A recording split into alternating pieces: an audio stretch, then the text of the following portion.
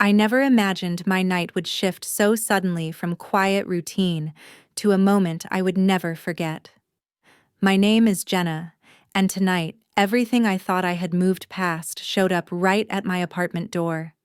When I opened it, I found my parents standing there with the kind of exhausted expression people have when they finally realize a decision they once defended has come back to destroy everything. They told me that Camilla had sold the house without warning, drained what she could, and disappeared before anyone noticed something was wrong. I stayed exactly where I was blocking the doorway, because the memory of them pushing me out of their lives 6 months ago cut through me the moment I saw their faces. Dad tried to speak in a calmer tone, as if choosing the right words could erase what he had said that night. He claimed they had nowhere left to go, and asked if they could stay with me until they figured out what to do next. I looked straight at him and reminded him of the sentence he delivered while leaning against the doorway of my old bedroom. He smirked and said the words that echoed in my mind for months: "Figure it out." Hearing him now felt almost surreal, because the desperation in his voice was nothing like the certainty he once had when he pushed me away. I told them that 6 months was more than enough time for me to rebuild a life without their help, which meant I owed them nothing. I closed the door because I refused to let the people who discarded me return only when they needed something. If you want to know exactly what happened 6 months ago and how everything collapsed for them, stay with me and follow this story until the end. 6 months earlier, everything started with one decision my parents made that shifted the entire balance of our home long before I realized how permanent it would become. I had always tried to keep the peace in that house because tension never seemed to affect my sister Camilla the way it affected me. Yet I often believed things would eventually settle if I stayed quiet enough. That belief disappeared the moment Camilla announced she wanted my bedroom. Camilla had always been treated as though her preferences carried more weight than the reality the rest of us lived in. She had recently become fascinated with creating online content and claimed she needed a bigger room to film store equipment and experiment with whatever new project she believed could launch her into a different lifestyle. She stood in the kitchen explaining this grand vision to my parents with enough confidence to make it sound like a necessity. Mom reacted before I even processed what was happening, nodding as though Camilla's request had been discussed for weeks rather than seconds. Dad followed with a brief comment about how it made sense for someone working towards something bigger to have more space. Neither of them looked at me while saying it, and neither questioned what moving me out of that room would mean for me. I froze for a moment, unsure whether they were expecting me to understand or simply comply without question. Mom told me to pack my things by the end of the day because Camilla needed to move her lights in before the weekend. I stared at her, waiting for someone to acknowledge that I did not have another room or even a corner in the house that belonged to me. My voice felt small when I asked Dad where he expected me to sleep, but he responded with the same expression he used when dismissing anything he did not feel like dealing with. He glanced toward the hallway and said the exact words that stayed with me longer than any argument we ever had: "Figure it out." There was no discussion after that sentence because conversation required willingness from both sides, and my parents had already made it clear that my needs were not part of their decision. I walked back to my room with my chest tight in a way that made breathing feel like a task rather than something natural. I folded my clothes without knowing where they would end up, moved boxes that barely closed, and kept trying to convince myself that this might only last a few days. Deep down, I knew it would not. Camilla entered while I was still packing and reminded me to disconnect my chargers from the wall because she wanted to rearrange the outlets for her equipment. She said it casually, almost cheerfully, as though she had not taken the only space where I ever felt stable. I did not respond because I knew anything I said would be met with the same tone she always used when she believed she deserved something more than I did. I carried my bags to the front door without a clear destination, feeling the weight of everything I had never said, pressing harder than the handles digging into my hands. My parents barely looked up as I left, and that silence told me more about my place in their lives than any argument could have. I stepped outside because staying would have meant accepting that my comfort was disposable, and I refused to become someone who believed that about herself. I closed the door behind me with the realization that nothing about this moment was temporary. I walked away from the house with no plan except taking the next step, unaware that the next 6 months would rewrite every part of my life in ways I never expected. That night, the city felt colder than usual. I had no destination in mind as I parked near the edge of my old neighborhood and watched the streetlights shimmer across the empty pavement. For a while, I simply sat there without moving because the thought of driving anywhere else felt pointless, while the silence in my chest kept expanding in ways I could not manage. The loneliness that filled the car made the air feel strangely heavy, and I tried to breathe evenly so I would not fall apart in a place that meant nothing to me anymore. Everything around me looked familiar, yet distant enough to remind me that I had nowhere to go in that moment, and the realization left an ache that settled deeper with every passing minute. I scrolled through my contacts and hesitated because I could not think of anyone I trusted enough to reach out to while I was still trying to understand what had just happened.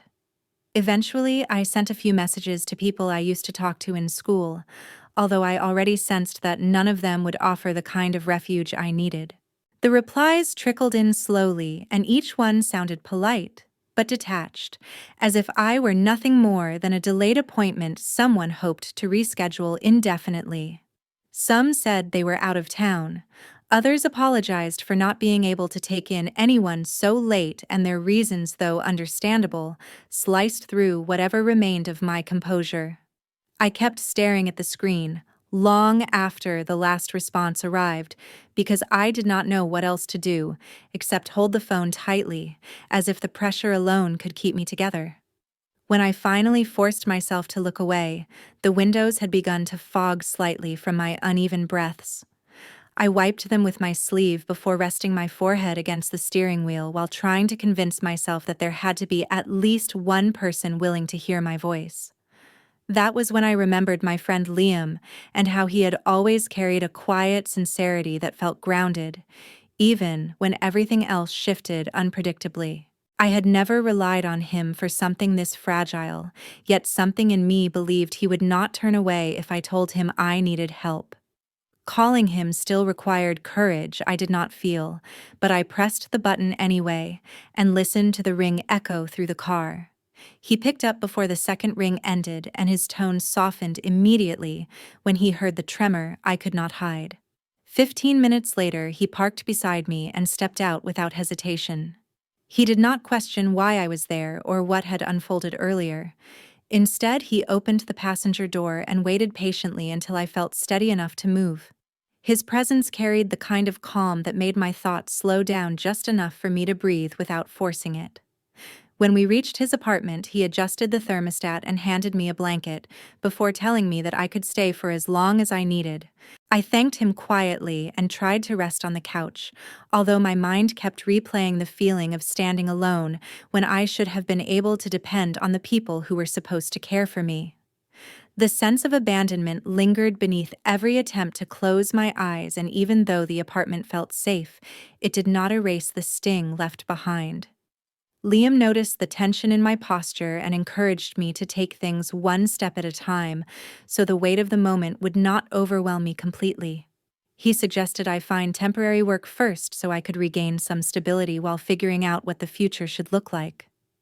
His words were gentle and thoughtful enough to ease the tightness in my chest, and for the first time that night, I felt a small shift inside me that hinted at the possibility of rebuilding something of my own. 3 weeks later, my life was calmer but far from settled.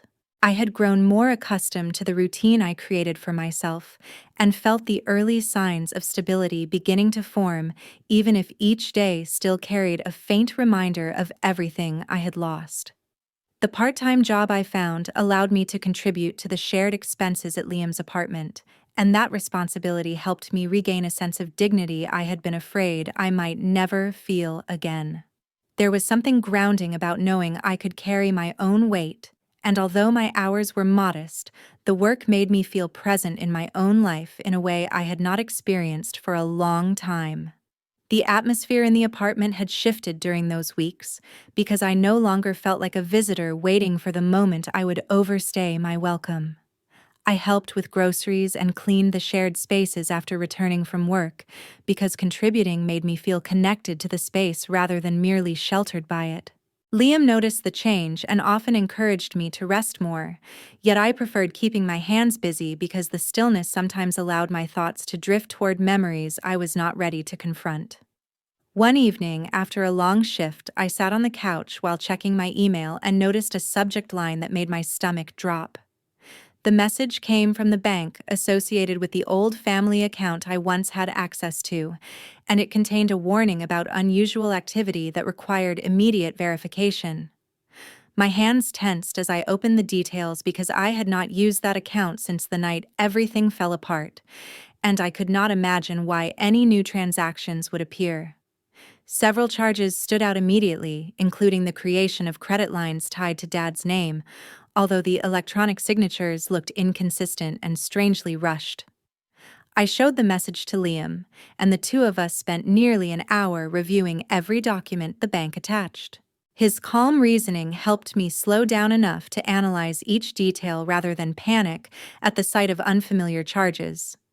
The inconsistencies became clearer with every file we compared, and something about the formatting suggested that whoever authorized those accounts had either ignored standard procedures or tried to move quickly before anyone noticed. A heaviness settled in my chest as I scrolled through the pages because the situation felt deliberate instead of accidental. Liam suggested we document everything so I could address it properly once I understood the legal framework behind these kinds of transactions. The next day, I visited the community library after work and found a quiet corner near the back where I could concentrate. I searched for information on signature verification, credit line authorization, and the process used to challenge fraudulent activity in family-linked accounts. The more I read, the more uneasy I felt because a pattern emerged that pointed toward manipulation rather than harmless oversight. Some of the examples described methods used to falsify digital signatures in ways that aligned too closely with the irregularities we noticed, and the resemblance made my pulse quicken. Late that afternoon, my phone vibrated with a message from Camilla, and her words were so abrupt that I stared at the screen for several seconds before fully processing them. She wrote only, "Don't talk about anything." The vagueness of the warning unsettled me because she rarely contacted me without a specific purpose, and the timing felt too precise to ignore. I tried reading it again in case I had misinterpreted the tone, yet the message remained sharp enough to confirm that something was undeniably wrong. As I walked back to the apartment under the fading light, a suspicion formed quietly in my thoughts and refused to loosen its grip. I had no proof that Camilla was connected to the suspicious transactions, but her sudden message made the possibility difficult to dismiss. I needed clarity before confronting her, and I promised myself I would gather every piece of information necessary to understand why those accounts had been tampered with and who truly stood behind the signatures that did not belong to the person they claimed to represent. A month later, the first real warning arrived in the mail. I had been sorting through the evening deliveries at Liam's apartment when I noticed an envelope forwarded from my old address, and the moment I saw the bank's logo on the corner, a chill swept through me that I could not explain. The letter contained a formal notice about an overdue mortgage payment connected to the family home, and the language they used made it clear that the issue had been ongoing for longer than I realized. My pulse quickened as I read each paragraph because it was no longer a matter of isolated credit irregularities. This warning suggested that something had been put in motion long before I discovered the suspicious transactions, and the weight of that realization settled heavily across my shoulders. I sat at the kitchen table for several minutes while attempting to process the implications. There was no reason for the mortgage to fall into delinquency unless someone had been withholding payments, redirecting funds, or manipulating the account in ways I had not yet uncovered. The uncertainty made it difficult to sit still, and after gathering the documents from the envelope, I returned to the community library to examine the files I had saved during my previous searches. The quiet atmosphere helped me focus, and shortly after logging into the public computer, I found the valuation records linked to the property. Several digital signatures stood out immediately, and although they were labeled under Dad's name, I recognized the same inconsistencies I had noted in the earlier credit files.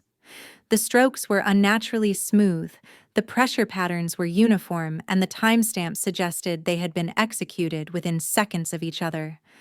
My heart sank, because this pattern could not be dismissed as coincidence. Someone had been forging documents systematically, and the scale of the fabrication felt much larger than I initially assumed. I printed the relevant pages and placed them carefully into a folder before making my way to a small cafe nearby so I could review them without feeling rushed. Despite reading each line multiple times, the sense of unease continued to grow because the implications extended far beyond personal inconvenience. If the signatures had been used to authorize mortgage-related transactions, the consequences could involve foreclosure or a forced sale, neither of which could be undone easily. That evening, I visited Mom and Dad with the intention of warning them before the situation worsened. The conversation deteriorated quickly because they refused to believe that any of the documents could be forged. Mom insisted that I had misunderstood the bank's notice, and Dad dismissed everything as unnecessary worry, while assuring me that Camilla would never engage in anything questionable. Their refusal to consider the possibility left me rattled, because their denial did not match the severity of the evidence I had collected. The conversation ended abruptly, and I walked out of the house with an ache that tightened in my chest. Later that night, Camilla vanished from social media, and every message I sent remained unanswered. Her sudden absence felt deliberate rather than coincidental, as if she had anticipated the fallout before anyone else realized there was something to hide. The timing unsettled me deeply because she had never withdrawn so completely without an explanation, and I sensed that whatever had been set in motion was beginning to accelerate beyond my control. When I returned to the apartment, Liam listened carefully as I explained what happened. He urged me to document everything more thoroughly, because the situation involved potential charges related to identity misuse and falsified financial records. His calm reasoning helped stabilize my thoughts enough for me to focus, and I spent the rest of the night organizing the files into chronological order so the pattern of inconsistencies would be easier to demonstrate. By the time I finished sorting through the digital folders, it became clear that the issue extended into preliminary filings for a property sale. Each document pointed toward a coordinated effort to move the house toward liquidation, using signatures that the real account holder had never provided. The realization carried a weight that made the room feel smaller, and I understood that I was stepping into a situation far more dangerous than I had expected when I first noticed the unusual transactions. 6 weeks later, everything collapsed at once. I learned about the foreclosure notice when I returned to the neighborhood and saw a bright sticker plastered across the front door of the house where I had grown up, and the stark lettering confirmed that the property had been seized due to months of unpaid mortgage debt. The yard looked strangely abandoned, and the windows no longer resembled the place that once held every memory of my childhood. I stood on the walkway for a long moment while trying to grasp the reality that the home had moved past the point of rescue, and although I expected something to unravel eventually, I had not imagined that the collapse would arrive with such force. Mom and Dad were already outside when I approached, and their voices rose sharply as they argued over who had approved the documents that initiated the process.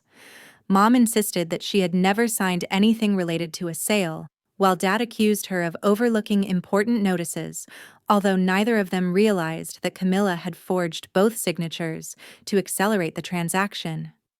Their confusion grew louder with each accusation, and the tension between them made the entire scene feel surreal, as if the truth had been scattered too far for either of them to reach. I stayed several steps away because there was nothing I could say that they were willing to hear. Every warning I had offered in the past had been dismissed, and standing closer would only invite another round of denial I no longer had the energy to endure.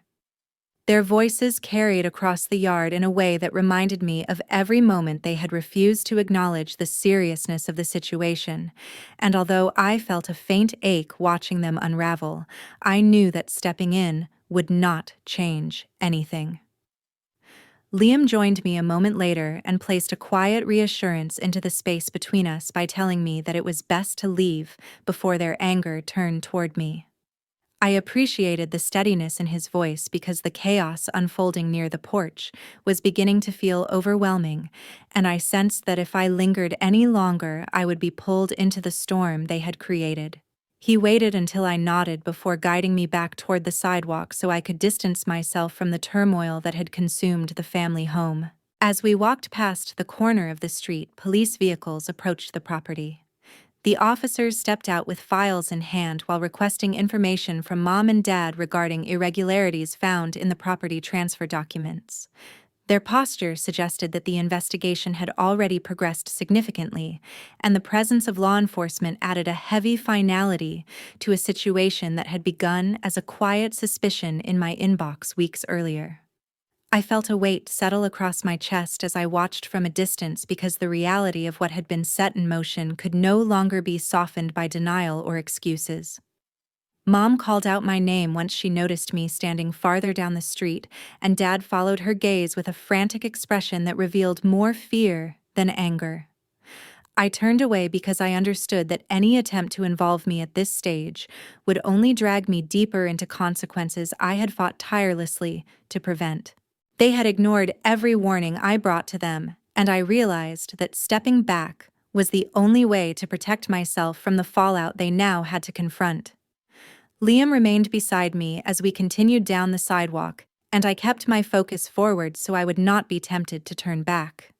The investigation into the fraudulent transfer would determine what happened next, and although I carried a quiet sadness for everything that had been lost, I also recognized the importance of choosing distance over responsibility for actions that had never belonged to me. Now everything has come full circle.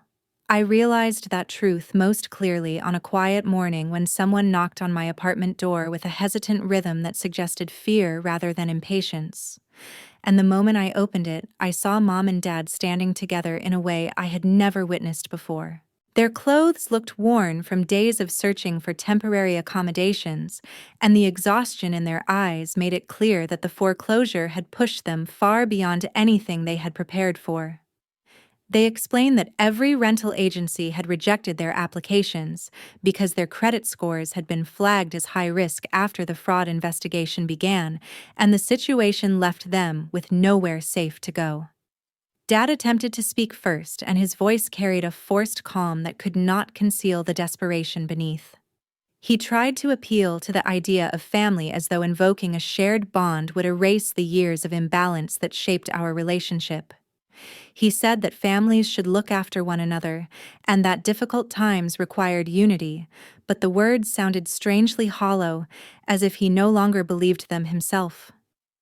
When he paused, expecting sympathy, I repeated the same phrase he once used on me when I begged for help. Figure it out. Those 3 words fell between us with a weight that signaled the end of every unspoken hope they still carried. Silence stretched across the hallway, and their expressions changed from pleading to disbelief. Although part of me understood the pain behind their eyes, I also knew that opening the door any wider would invite the return of patterns that had harmed me for years. I steadied my breath before closing the door because the decision felt like the only way to protect the progress I had made since leaving the house that had shaped so much of my past. The soft click of the lock seemed to echo longer than expected, but the sense of clarity that followed helped me remain steady. Later that afternoon, I learned through neighbors that Mom and Dad had visited the local police station for guidance.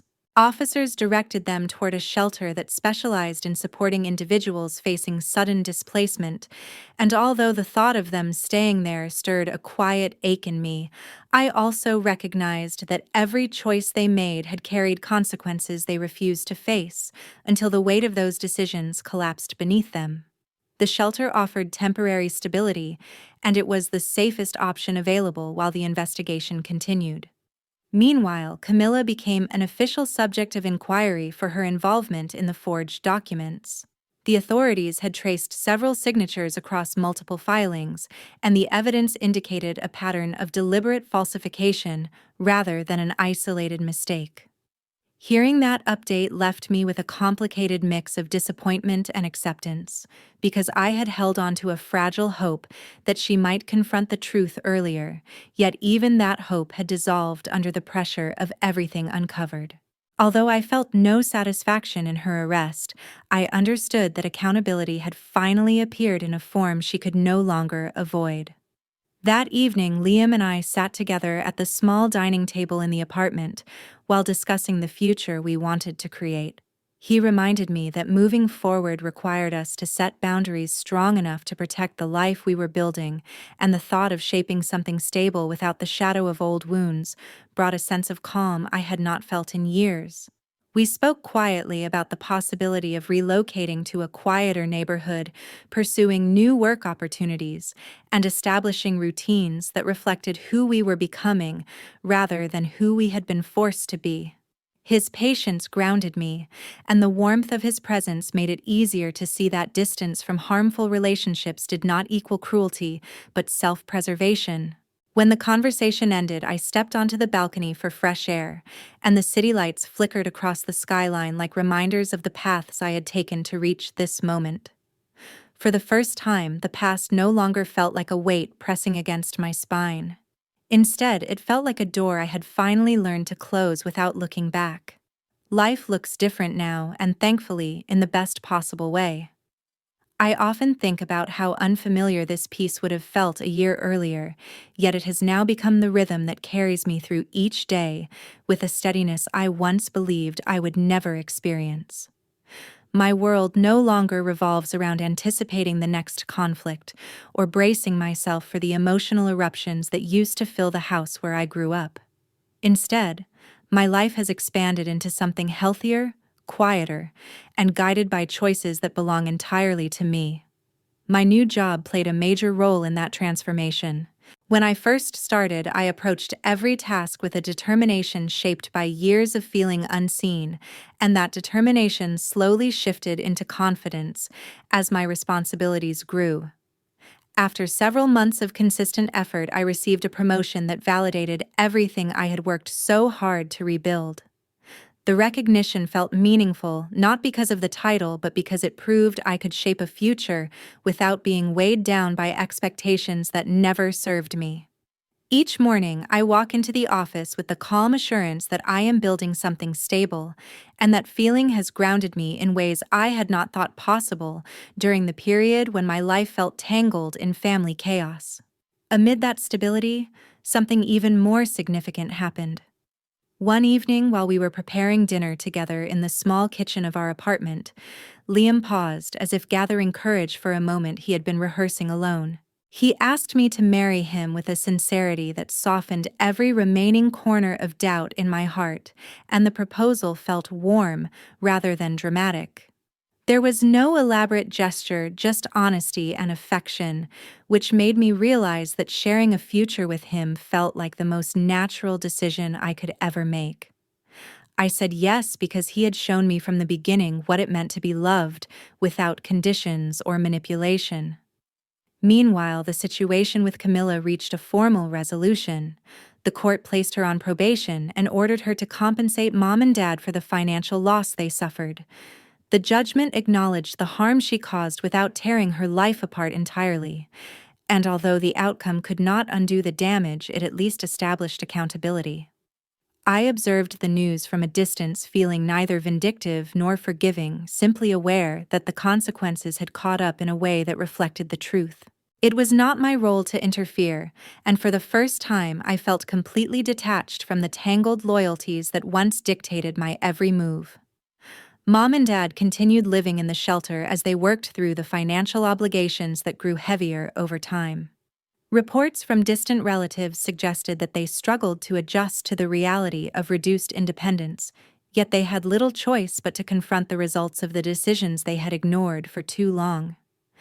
I no longer followed their situation closely because maintaining that distance allowed me to protect the quiet I had fought to create.